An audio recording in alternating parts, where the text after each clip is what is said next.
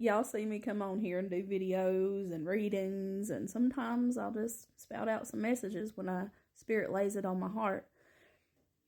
But I've never really went into details about myself.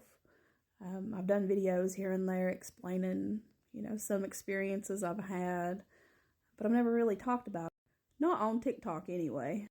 You're probably asking how I got on this path, and I'm going to tell you. I started having experiences when I was 16 years old. I started having out-of-body experiences, aka astral projection. Then, as a 16-year-old, I was laying on my cousin's couch, and I woke up and I heard myself snoring, and I opened my eyes, and there was a light at the ceiling fan. The light was not on. It was huge. It was like some big orb. I was sleeping on the couch that night by myself in that living room, and I had no clue what was happening. So, of course, I was scared. I turned over, covered my head, and hoped that when I woke up, I would still be there. When I was 18 years old, I was married and had my first baby. I was laying in bed. It was about 2 o'clock in the morning, and out of the blue, I started hearing music playing. What was playing is kind of hilarious, but I'm Moving On by Rascal Flatts. I went through the house, I searched, I went outside, I lived in a holler, so you knew everybody. Nobody's going to be out at 2 o'clock playing music, especially Rascal Flatts. I realized as I walked through the house and I went on the porch and I was listening that I was still hearing the music. I didn't realize then I was so clairaudient. When I was 21, I was pregnant with my third son. Me and my ex-husband was on the military base, and at that point I just thought maybe the house was really haunted. I started being woke up in the middle of the night, hearing my name being called by a man, and I thought then it was my husband, and it wasn't.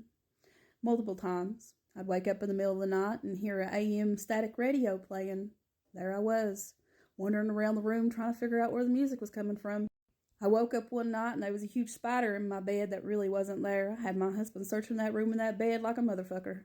Another night I woke up and saw an orb go to each corner of the room, and then the bed started vibrating. At least I thought it was the bed. I would have many of those experiences with the vibration of the bed. I would come home back to Virginia because we was living in South Carolina at the time, and it would happen at my mom and dad's house in my brother's bed. So, yeah, started figuring it out. Maybe it's not the houses. Maybe it's not the apartment we moved out in. And this is one of the bigger experiences that I've had that really shook me. We moved off base. My son was about a year old, and I had my 2 other sons, and we was all in bed together.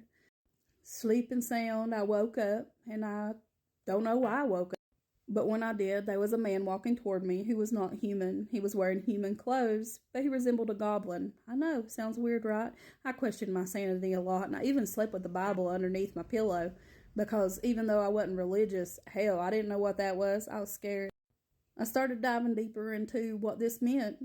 Luckily, my ex-husband had dabbled, and he knew some things, and he said, from research, maybe you're having astral projection experiences. So I delved into it.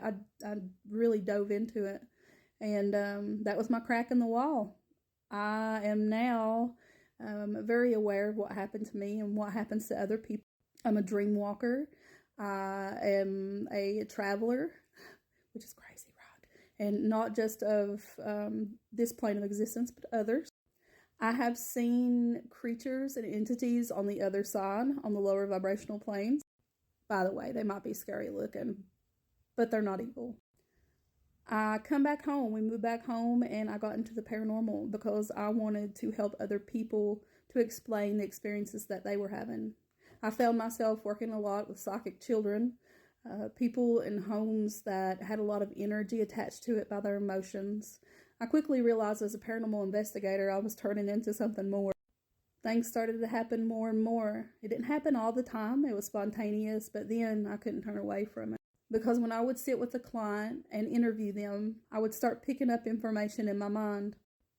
I started to trust myself, worked with other friends. Spirit sent me my teachers, and I was able to learn from other people things about myself. And it was puzzle pieces. It's always puzzle pieces.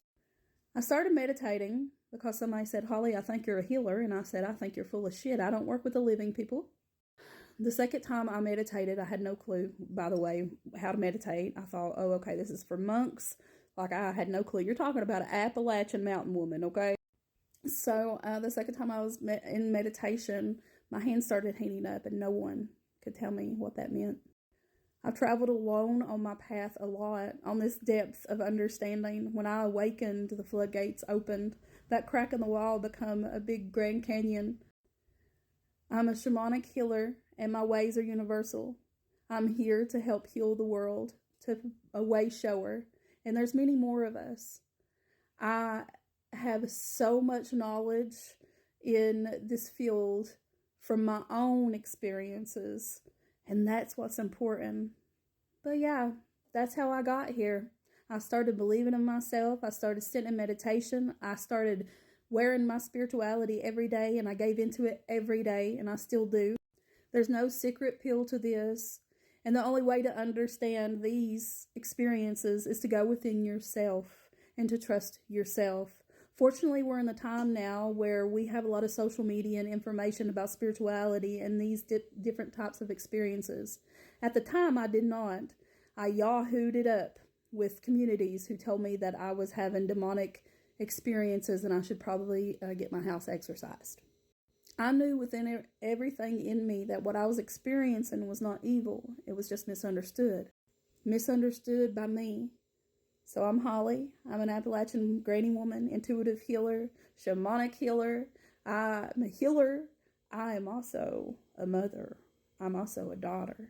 But more importantly, I am a spiritual being living a human life who happens to have access to some deep knowledge and is guided totally by the universe and spirit.